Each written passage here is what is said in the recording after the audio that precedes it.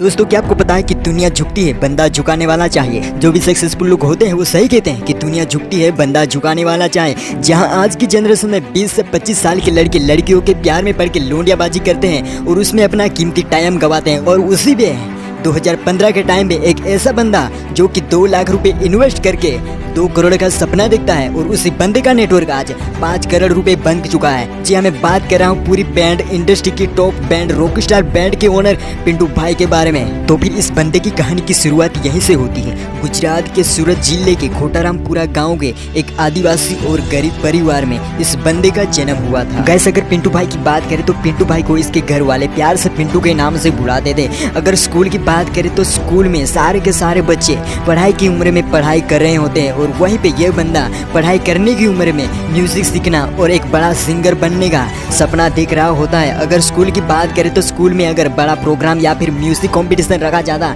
तो वहीं पे यह बंदा उस म्यूजिक कंपटीशन में भी भाग लेता और उसमें भी अवार्ड जीत लेता था। पिंटू भाई के अंदर कुछ ऐसा टैलेंट और ऐसा ज्ञान था कि ये म्यूजिक कंपटीशन की बात करें या फिर स्कूल की टॉपर लिस्ट की बात करें तो म्यूजिक में भी टॉप रहता था और स्कूल के क्लास और पूरी स्कूल में भी टॉपर ही रहता था। इतना ज़्यादा इसके पास टैलेंट और ज्ञान था। इस बंदे ने 7वीं कक्षा तक अपनी पढ़ाई अपने गांव में ही और आगे की पढ़ाई करने के लिए यह बंदा शहर में चला गया। 7 से लेकर 8, 9, 10 और यह बंदा कॉलेज तक पहुंच गया और कॉलेज का 1 साल खत्म किया और दूसरा साल भी खत्म करने ही वाला था कि इस बंदे को लगा कि 20 साल पढ़ाई करने के बावजूद भी 20,000 का जॉब नहीं मिलता तो फिर ये पढ़ाई करने का क्या मतलब। और वैसे भी इस बंदे के अंदर ना म्यूजिक का कीड़ा तोड़ रहा था। बचपन से इस बंदे को मुंबई जाना था म्यूजिक सीखने के लिए और इस बंदे को ना एक बड़ा सिंगर बनना था। और इसी बात को देखते हुए इस बंदे ने अपने दोस्तों को कहा कि म्यूजिक सीखना है, म्यूजिक सीखने के लिए मुझे मुंबई जाना है। और मुंबई की बात सुनते ही उसके दोस्तों के तो होश ही उड़ गए। वो लोग कहने लगे, पागल हो गया है क्या, तेरे के अंदर दिमाग आउट हो चुका है क्या, क्यों मुंबई जाना चाहता है, वो भी सिर्फ म्यूजिक के लिए, और म्यूजिक सीख के तू करेगा क्या। उसके दोस्तों ने उसे कहीं बात बोली और उससे पिंटू भाई काफी ज़्यादा हैरान और दुखी हो चुके थे। लेकिन उस बंदे के अंदर ना जिद थी, उस बंदे के अंदर पागलपन था, सालों कुछ लाइफ में कुछ करने का, कुछ उखाड़ने का। और इसी बात को लेके पिंटू भाई ने यानी इस बंदे ने सीधे उसने अपने घर वालों को पूछा और उसके घर वालों का भी यही जवाब था कि तू मुंबई जाएगा तो मुंबई जाके करेगा क्या, क्या उखाड़ लेगा, सिंगिंग करके तू करेगा क्या। उस बंदे ने कहा कि मुझे लाइफ में कुछ करना है, बड़ा सिंगर बनना है। और इस सिंगर की बात सुन के उसके घर वाले तो हैरान हो चुके। लेकिन उनके घर वालों को पता था कि ये बंदा, ये लड़का म्यूजिक में टॉपर है और वैसे भी ये लाइफ में कुछ जरूर उखाड़ेगा। और जैसे तैसे करके उसके घर वाले कन्विंस हो गए। और उस वक्त पैसों के मामले में हालात काफी ज्यादा खराब थे, लेकिन जैसे तैसे करके पैसों का एडजस्टमेंट हो गया और वो बंदा निकल गया मुंबई की ओर सिंगिंग सीखने के लिए। और ऐसा नहीं कि मुंबई जाने के बाद उसने सिंगिंग की क्लास ज्वाइन कर ली, उसने कहीं सारी ठोकरें खानी पड़ी, कहीं बार दर्द और कहीं ऐसी मुश्किलें सहनी पड़ी। और इतना ही नहीं कि उस बंदे को अपनी रात मुंबई के फुटपाथ पे बितानी पड़ी और दिन गुजारने के लिए 10 रुपए का वड़ा पाव खाना पड़ रहा था। लेकिन जैसे तैसे करके उस बंदे ने अपने सिंगिंग का जो क्लास था वो पूर्ण किया और वो बंदा सीधा मुंबई से अपने गांव खोटारामपुरा गांव में वापस आ गया। और उस बंदे का सपना था कि मुंबई जाने का, वो पूरा हो गया। उस शौक था सिंगर बनने का, सिंगर का सपना भी पूरा हो गया और वो बंदा वापस आ गया अपने गाँव में। और गाँव में आने के बाद उसने सोचा कि अभी अब बड़ा करना है, लाइफ में कुछ बड़ा करना है, बड़ा उखाड़ना है। और इसी बात को लेके इसके अंदर एक प्लान आया, क्यों ना एक बैंड ओपन कर ली जाए। लेकिन फिर से एक ना बड़ी प्रॉब्लम थी, वो था पैसा। पैसा आखिर लाया कहाँ से। और फिर से इस बंदे ने अपनी बात, पैसों की बात अपने घर वालों को की कि मुझे अभी फिर से पैसों की जरूरत है, वो भी 2 लाख रुपए की। लेकिन उस वक्त पैसों की इतनी ज़्यादा मंदी थी, 2 लाख या 2,000 तक मिलना मुश्किल हो गया। लेकिन फिर भी उसके घर वाले अच्छे थे, वो मान गए, कन्विंस हो गए। 2 लाख रुपया जैसे तैसे करके मिल गया। और इतना नहीं कि घर वालों को पैसा ऐसे ही मिल गया, घर के जो कुछ जेवर थे वो उन लोगों ने 1 साल के लिए गिरवी रख दिया और उस पिंटू भाई को यानी उस बंदे को दिए। और उस बंदे ने ओपन कर डाली एक नई बैंड और उस बैंड का नाम रखा रॉकस्टार बैंड। जी हाँ, मैं इसी बैंड का बात कर रहा हूँ जो कि अभी बैंड इंडस्ट्री की टॉप नंबर पे चल रही रॉकस्टार बैंड। और वहीं पे उस बंदे ने ओपन कर डाली एक नई बैंड और फाइनली उस टाइम से लगातार उस बंदे ने मेहनत करना चालू कर दिया। और उस वक्त यानी 2015 के टाइम में बैंड वाले अपने लारी में सारा का सारा म्यूजिक सिस्टम सेट करके रखते थे। और ऐसा नहीं कि उस वक्त पिकअप टेम्पो जैसा नहीं रहता था। अगर अभी के टाइम की बात करें तो अभी के टाइम में बैंड वाले बड़े बड़े आयसर लेके उसमें सामान और सारे के सारे बैंड का जो सिस्टम रहता है वो सारा सेट करके घूमते हैं और एक जगह से दूसरी जगह पे जाते हैं। लेकिन उस वक्त ऐसा होता था कि सारी की सारी जो सिस्टम रहती थी वो लारी के अंदर सजाई जाती थी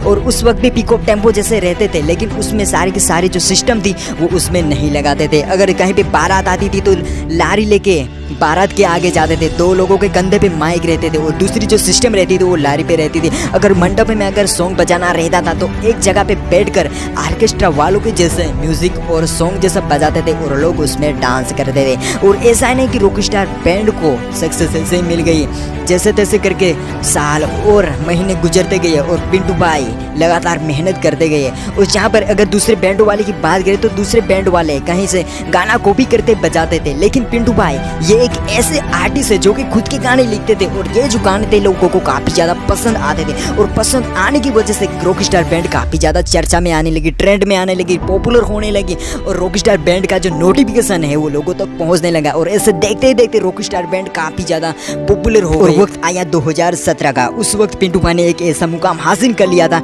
जो कि किसी आम बंदे की बस की बात नहीं है। और जो सामान उसने एक साल के लिए गिरवी रख दिया था वो सामान भी उसने छुड़वा लिया। और फाइनली पिंटू भाई ने एक नया पिकअप टेम्पो खरीद लिया था। और फाइनली इतना ही नहीं, पिंटू भाई यहीं पे नहीं रुके थे। पिंटू भाई लगातार मेहनत करते गए, एक से बढ़कर एक सॉन्ग निकालते गए। वो जो सॉन्ग थे वो काफी ज्यादा एट्रैक्टिव रहते थे और इतनी ज्यादा एट्रैक्टिव रहते थे कि जो भी लोग उसे सुनते थे वो एक बार क्या 3 बार रिपीट करके सुनते थे। और वो जो सॉन्ग थे वो काफी ज्यादा लोगों को पसंद आने लगे। पसंद आने की वजह से रॉकस्टार बैंड जो है वो काफी ज्यादा पॉपुलर होती गई। और इतना ही नहीं, रॉकस्टार बैंड की एक ऑफिशियल चैनल भी बना ली यूट्यूब में। और फाइनली वो जो चैनल थी वो रॉकस्टार बैंड खोटारामपुरा ऑफिशियल के नाम से पिंटू भाई ने बना ली थी। और उस चैनल पे रॉकस्टार बैंड के सारे छोटे मोटे अपडेट आते रहे और अपडेट आने की वजह से लोगों तक सारी की सारी इंफॉर्मेशन जाने लगी, नोटिफिकेशन जाने लगी, रॉकस्टार बैंड ट्रेंड में चलने लगी। और देखते ही देखते वक्त आया यानी अभी के टाइम में। और अभी के टाइम में रॉकस्टार बैंड वालों के पास एक नया आयसर टेम्पो है जिसमें पूरा का पूरा आयसर टेम्पो भर गए साउंड सिस्टम है और दूसरी भी म्यूजिक सिस्टम रखी होती है। और इतने ज़्यादा साउंड सिस्टम और ऐसे ऐसे म्यूजिक सिस्टम रखी होती है कि अगर किसी टक्कर में कोई दूसरी बैंड आती थी तो दूसरी बैंड वाले भी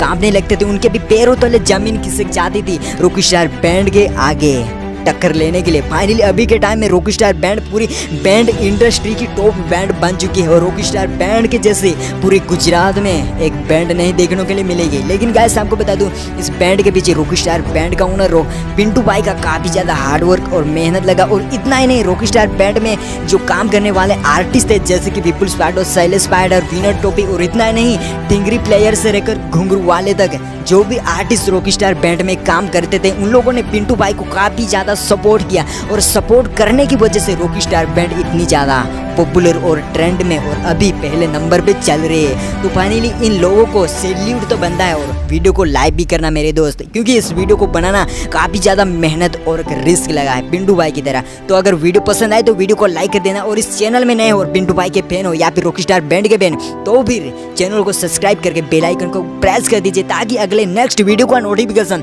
सबसे पहले आप देख सकेंगे। तो गाइस ये था पिंटू भाई का पागलपन और जिदपन, और इस जिदपन की वजह से ये बंदा आज इस मुकाम पे खड़ा है। और शायद उस वक्त ये सोचते कि घर के जीवर गिरवी रखते हैं और शायद कहीं पे फंस गए तो फिर लफड़ा हो जाएगा, और शायद उस वक्त ऐसा सोचते तो ये बंदा आज इस मुकाम पे नहीं आता। और शायद कॉलेज की उम्र में दोस्तों की बात मान लेता और शायद ये बंदा मुंबई ना जाता तो ये बंदा आज इस मुकाम पे नहीं होता। लेकिन इस बंदे का जिदपन था और जिदपन ने उसे आज इस मुकाम पे खड़ा कर दिया। तो फिर ऐसे बंदों के लिए एक लाइक और सैल्यूट तो बनता है। जय हिंद, जय आदिवासी।